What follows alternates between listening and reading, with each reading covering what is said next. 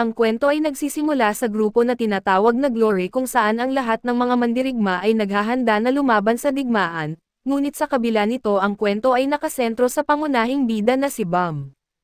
Siya ay may sakit na hindi maaring gamutin na tinatawag na Simp Syndrome, subalit ang kakulangan niya sa lakas ay siyang dahilan ng kanyang kapalaran, nang mabuksan niya ang pinto patungo sa Tower of God kung saan doon rin pumasok ang kanyang minamahal.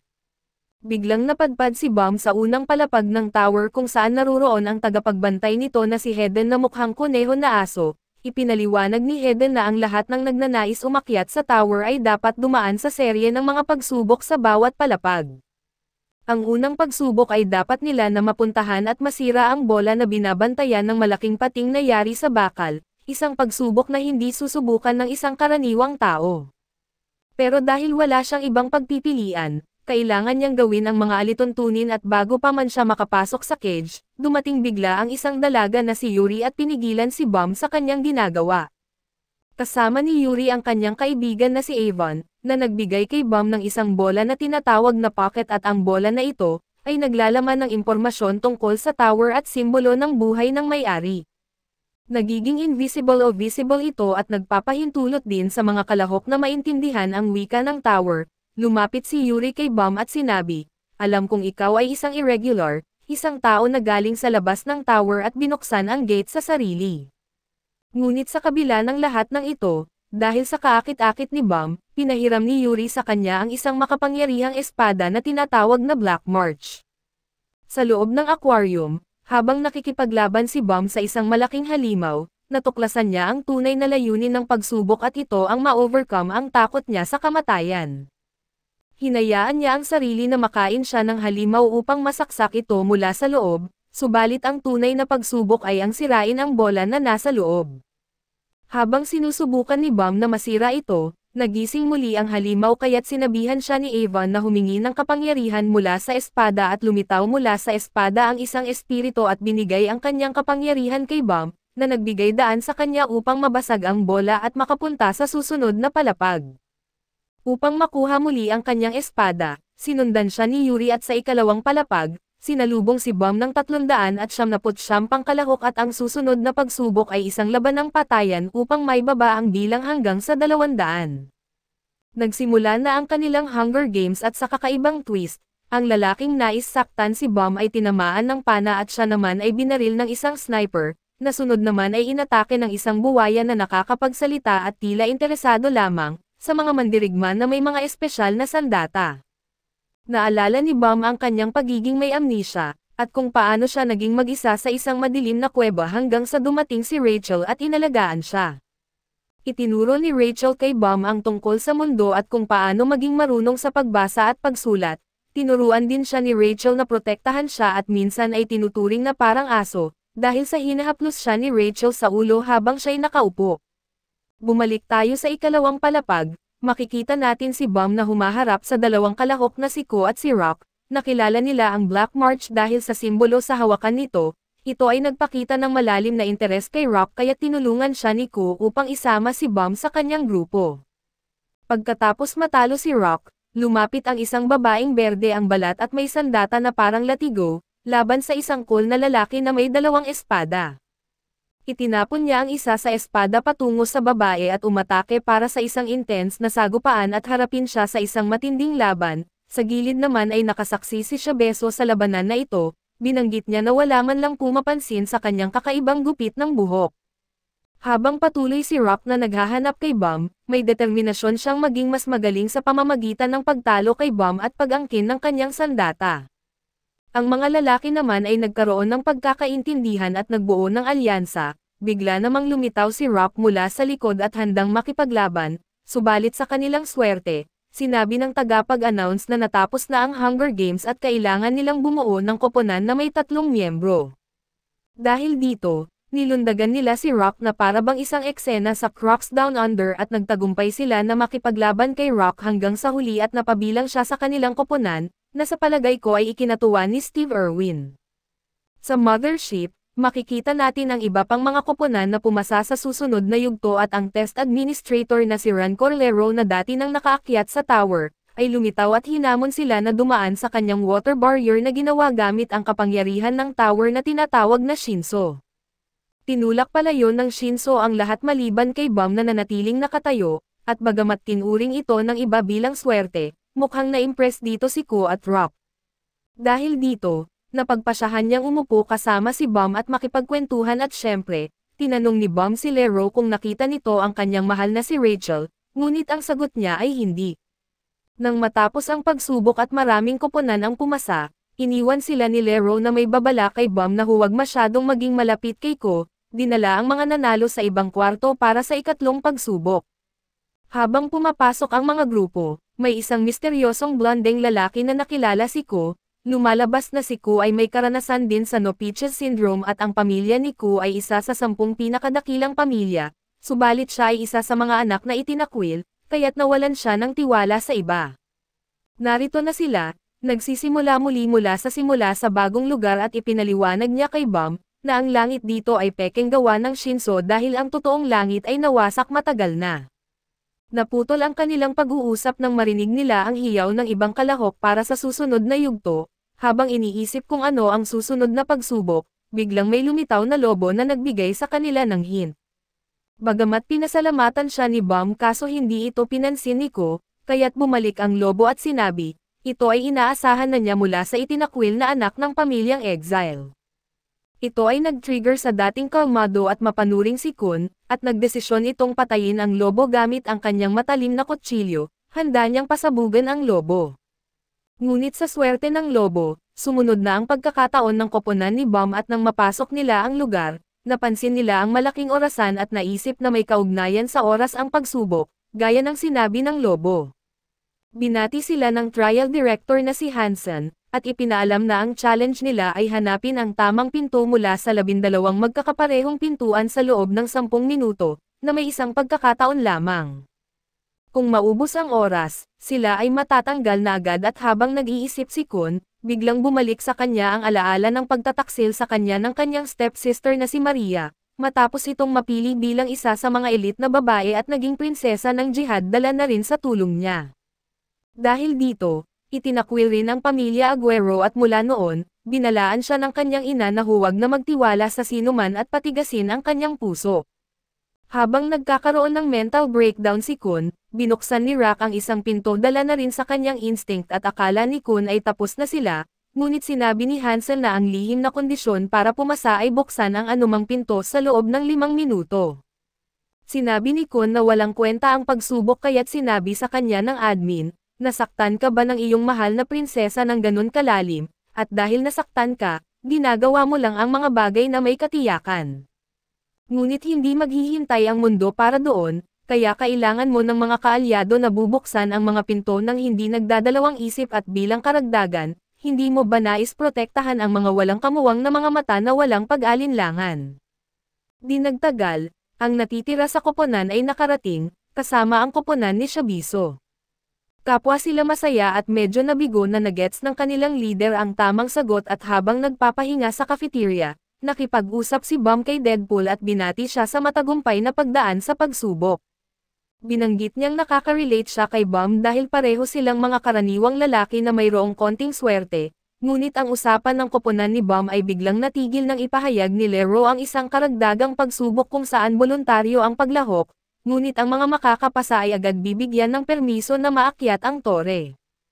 Ang pagsubok ay kinabibilangan ng 5 rounds kung saan ang hanggang 5 koponan ay subukang kunin ang korona at manatili sa trono habang maaari, na may 2 iba pang miyembro ng koponan na nag-act bilang depensa. Nang magsimula ang unang round, napansin ni Bam na kakaiba ang reaksyon ng Black March nang simulan ng berdeng babae ang kanyang pag-atake gamit ang kanyang armas na may mga kakaibang galaw, at nagtapos ang round na nakaupo siya sa trono na may korona sa kanyang ulo sa kabila ng protesta ni Shabiso. Gayunpaman, pinapaalala sa kanila ng admin na kung aalis siya sa trono, ang koponan ay madi-disqualify at sa madaling salita, si Deadpool at Lee ay ngayon ay kailangang lumaban kasama ang Swordmaster. Nang magsimula ang ikalawang round, natukoy ni Kun na palaging nasa disadvantage ang nakaupo sa trono habang lumalaban para sa korona. Gayunpaman, tinanggihan niya pang sumali si Rock dahil ang babaeng lizard ay may malakas pa na kapangyarihan at dito, isang koponan na binubuo ng dalawang ordinaryong karakter at isang cool na lalaki ay lumalaban kay Swordmaster na tila madaling nagwagi. Samantalang si Shabiso ay lumalaban gamit ang kanyang mga kamao, laban sa isang mabangis na babae at lalaking may sungay at sa gulat ng lahat, ay gumagawa siya ng magandang laban hanggang sa siya'y mabihag habang napapansin kung bakit wala ang kanilang ikatlong kasamahan. Sa kabutihang palad, naligtas siya ng kanyang kaibigan at nagpasalamat at sa katunayan, ito ay bahagi ng plano ng kanilang ikatlong kasamahan na palaging natutulog. Si Laura ay nagpaputok ng isang water beam sa babae, na nagpagalit sa kanya hanggang sa ilabas niya ang kapangyarihan ng kanyang espada na bumulusok sa lalaki na may lumilipad na kumot, isang kumot na hindi lamang misteryoso, kundi mukhang komportable rin.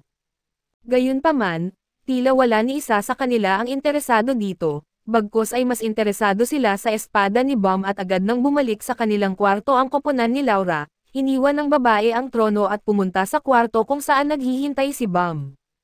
Lumalabas na ang espada ni Lizard Girl ay tinatawag na Green April, isang bahagi ng serye ng mga espada na kilala bilang 13-month series, kung saan kabilang dito ang Black March. Ang serye ng mga espadang ito ay napakalakas, kaya ito lamang ay ipinagkakalob sa mga prinsesa ng jihad kabilang na si Yuri at anak, hinamon ni anak si Bam, kung mananalo ang koponan niya, ibibigay niya ang kanyang espada. Subalit kung matalo, ibibigay ni Bam ang kanyang espada sa kanya at kung tatanggi si Bam sa hamon, papatayin siya ni anak at kukunin ang espada at dahil sa kanilang pride, tinanggap ng koponan ang hamon. Nang itaas ni anak ang kanyang espada upang tapusin ang laro, pinigilan siya ng admin at siya'y nadiskwalipika sa paglabag sa mga alituntunin at sa pagkawala ng pinakamalakas na koponan, na pagdesisyonan na ni Kun na sumali sa kasiyahan. Gumamit siya ng iba't ibang diskarte at unang-una, dali-dali niyang kinuha ang korona at inilagay ito sa kanyang bag, pinagtanggol ang trono at pagkatapos ay inihagis ang korona para sa mga nag-aagawang kalahok, upang malaman lamang na peke ang korona na iyon at ang totoo ay nasa ulo ni Bam. Nang makita ito, isang misteryoso at walang awang koponan ay handa nang sumali sa laro, kabilang si Rachel na sumang-ayon na patayin ang lahat. Samantalang sa kabilang kwarto, ipinaliwanag ni Shabiso ang ginawa ni Kun, na nagpapakita na bukod sa pagiging isang conman at comical na karakter na sa madaling salita, siya ay isang matalino na tao.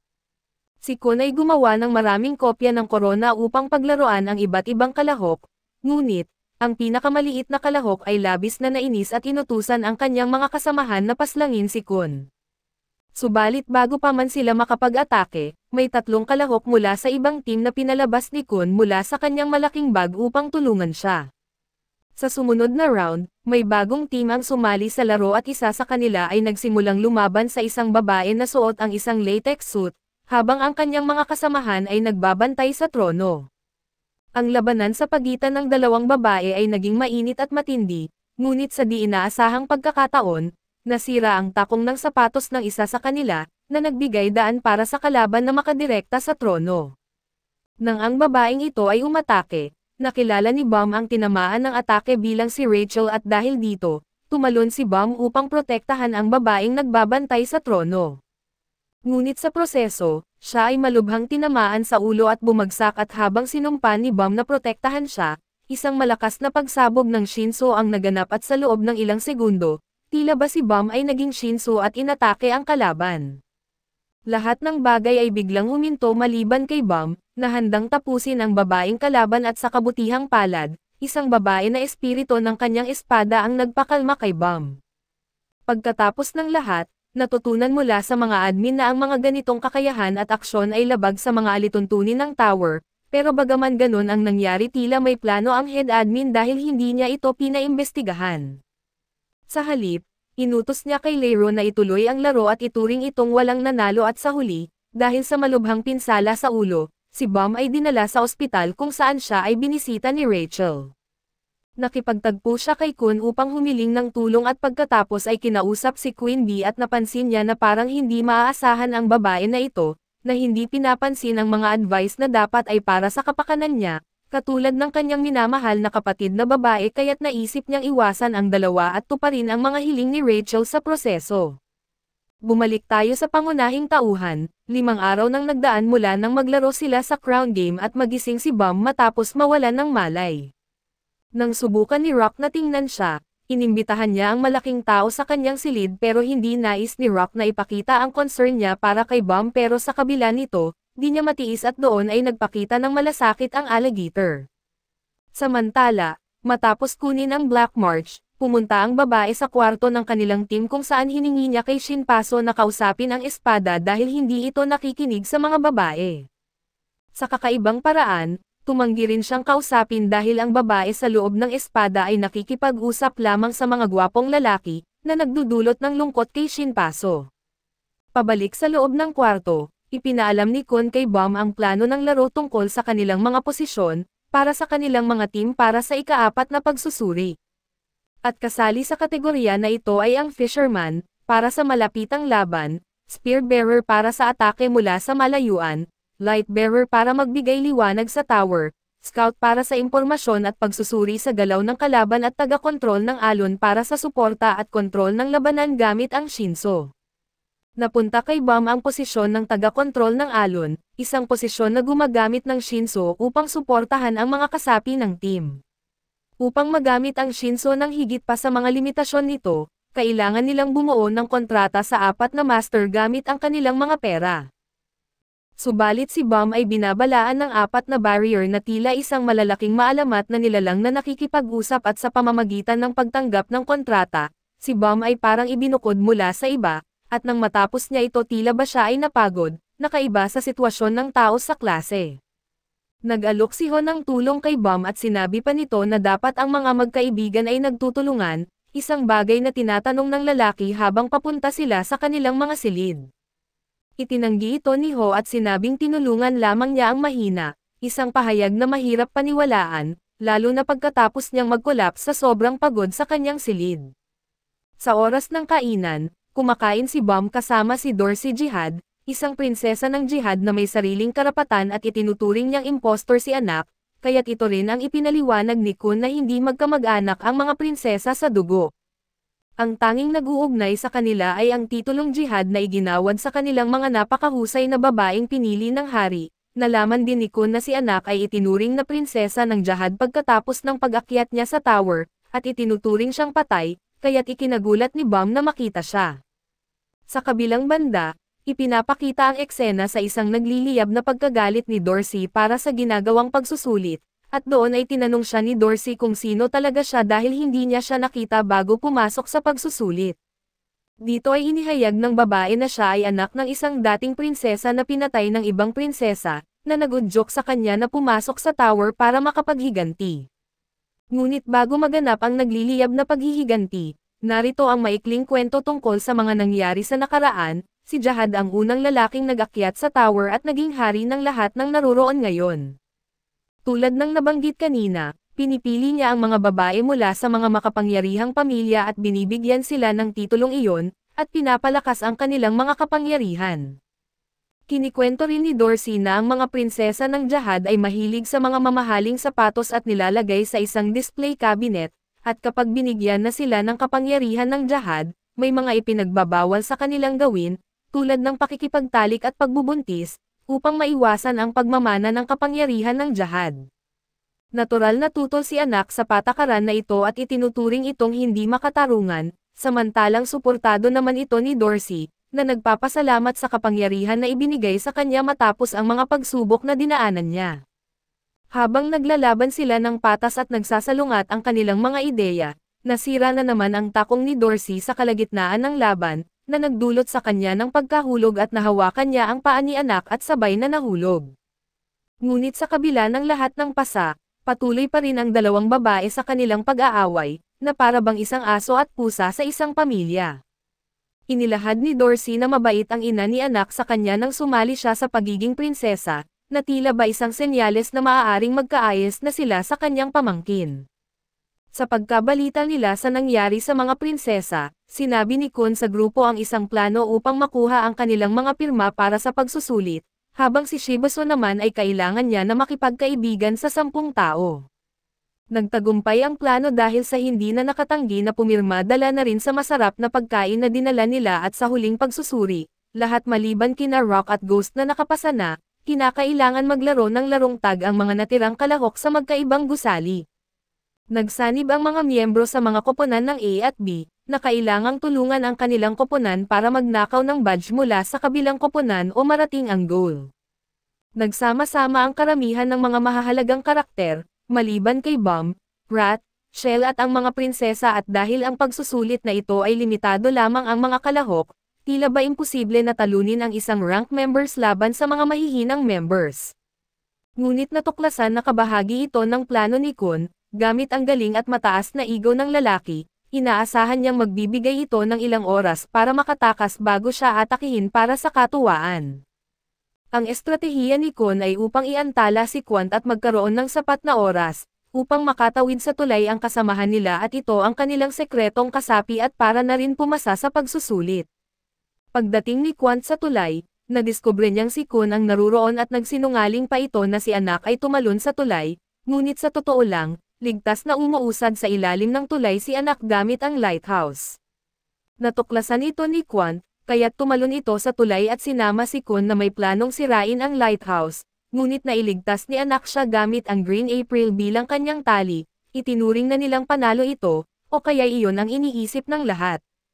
Subalit may isang boses na nag-aalok ng tulong kay Quant at sa wakas, hinintay niya si anak sa pintuan para kunin ang badge at si Quant ay dumating na doon, at noong dumating si Kun, kinulit siya ni Nakon at Lero na pumunta sa itaas ng tulay upang nakawin ang badge ni anak. Isa ito sa kanilang dahilan ng kanilang pagtataksil upang pumasa ang kanilang mga kaibigan, lalo na si Bomb sa Team B, at ang ilan sa mga tao na iniintindi niya sa Team A ay tiyak nang magkakaroon ng pwesto sa susunod na yugto.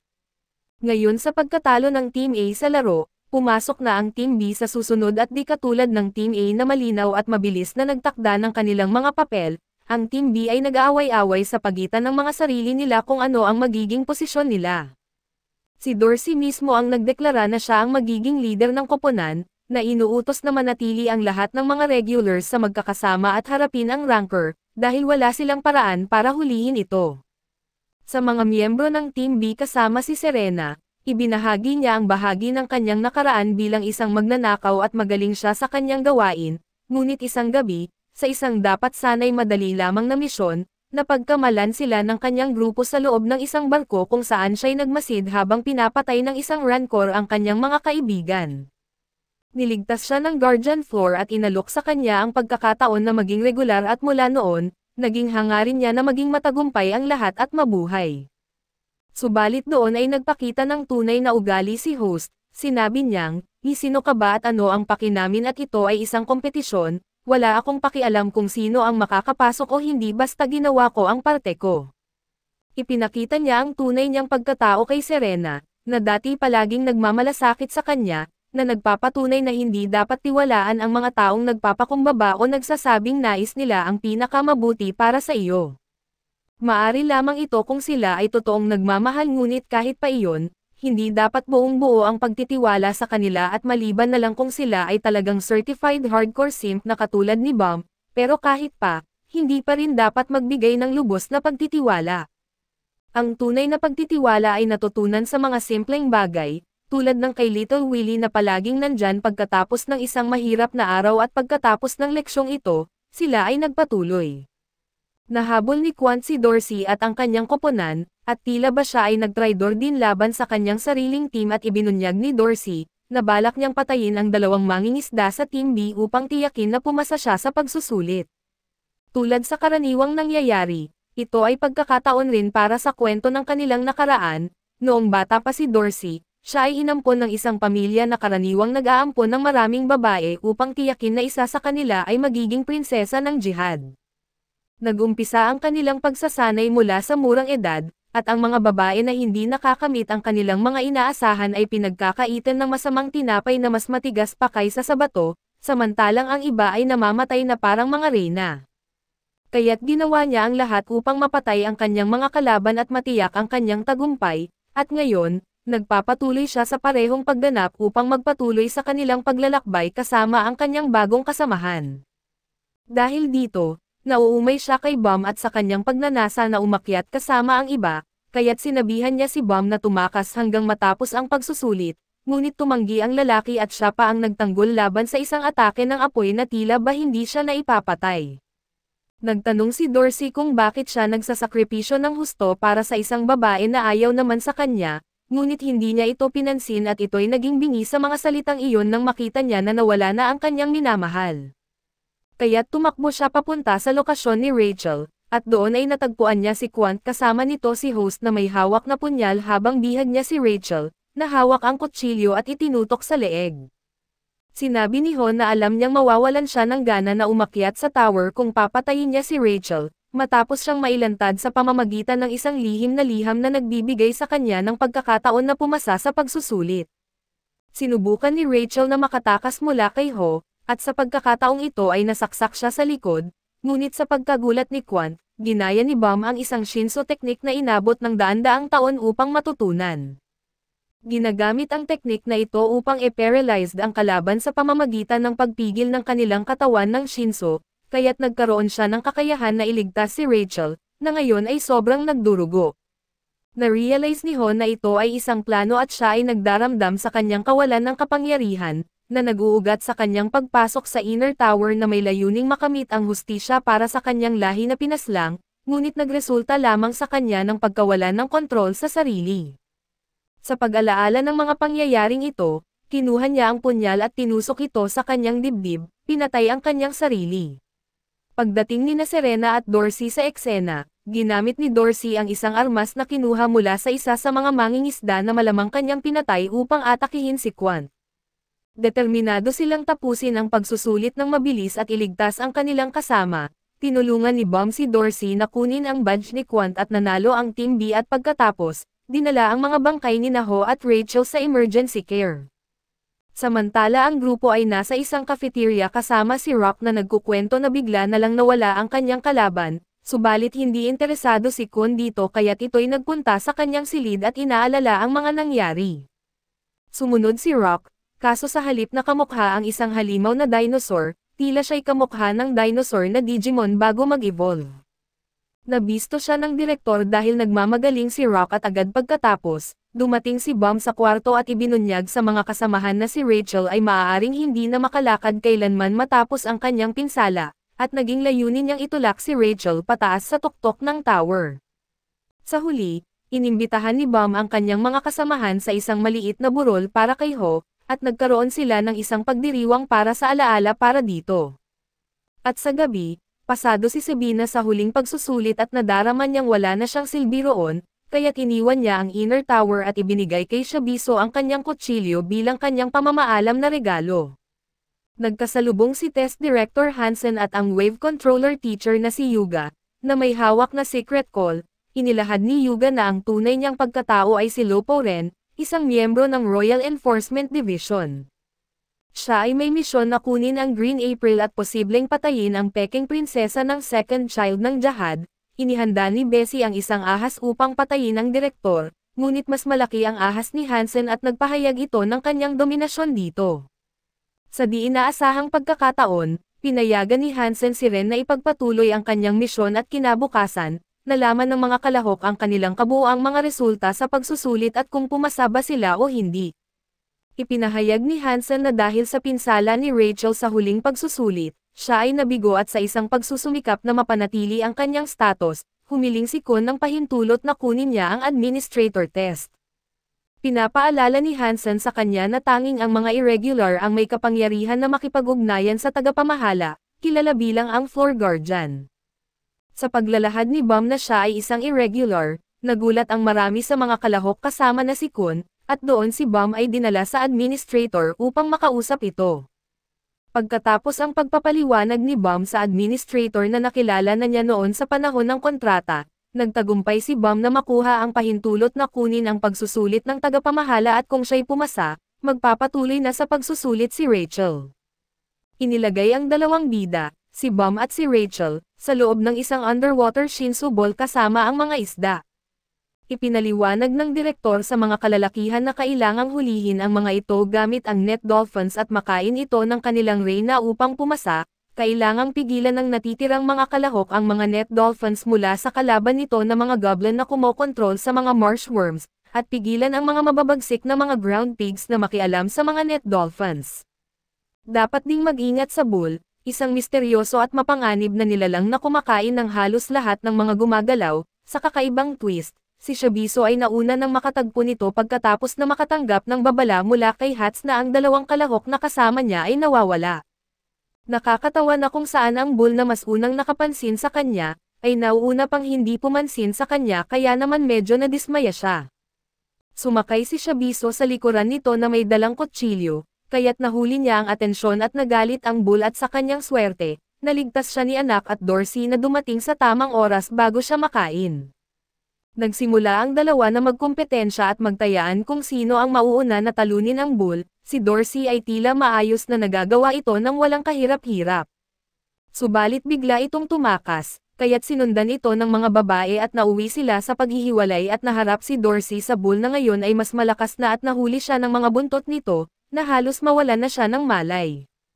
Samantala, si Anak ay nakaharap kay Ren na ipinakita sa kanya ang kwintas na ibinigay niya sa kanyang ina bago ito pinatay. Ito ay nagpaliyab sa galit niya subalit kahit gaano pa siya kagaling, wala pa rin siyang laban sa mas karanasan na Rancor. Tinusok siya nito sa dibdib at binalibag, at ngayon ay kontrolado na ni Ren ang Bull at dala rin nito si Dorsey sa kanya, at iniutos ni Ren kay Dorsey na patayin si Anak, ang huwad na prinsesa. Samantala, sina Hats, Rock at Paracal ay nagbabantay sa mga goblin, inutusan sila ni Cub na maghintay bago sumugod, ngunit mas marami pala ang mga goblin kaysa sa inaasahan. Isang goblin ang nagtangka na atakihin si Hats, at sa sobrang takot, napatay ito ni Pericle gamit ang kanyang sibat, kaya't nagudyok ito sa mga natirang goblin na atakihin sila. Sa una, tumakas sila mula sa mga goblin, ngunit sa bandang huli, bumalik sila at nakipaglaban kasama ang mga kasamahan. Samantala, sinusundan ni War ang utos ni Kun at isinara ang mga ilalim na tunnel na patungo sa mga strike ground pigs, na dala ito ng mga goblin.